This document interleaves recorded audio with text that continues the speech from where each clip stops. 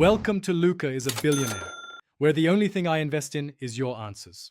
You start with two essentials: desktop Excel and a backup copy. Once you have those, open File, choose Options, then Trust Center. Now click Trust Center Settings to access macro controls.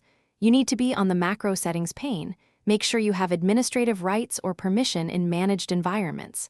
This step is where Excel centralizes macro policy, so act here rather than in individual files. After opening Macro Settings, you are ready to apply the only way restriction that fully disables macros. Now you configure the definitive setting. Choose Disable all macros without notification, so Excel stops macro execution silently. This prevents prompts that could confuse users. Next, uncheck Trust Access to the VBA project object model to stop programmatic manipulation of code. Apply the change and click OK to close dialogues. Make sure to restart Excel so the policy takes effect across all open workbooks. Once restarted, macros will not run.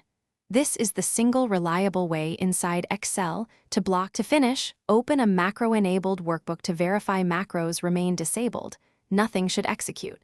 If macros still run, make sure group policy or enterprise office deployment isn't overriding your settings. Check with IT.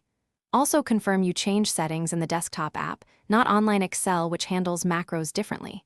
If problems persist, reboot and recheck the Trust Center.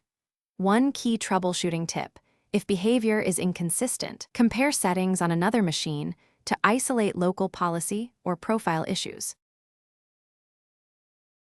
Thanks for watching and please subscribe. It's the best investment you'll ever make.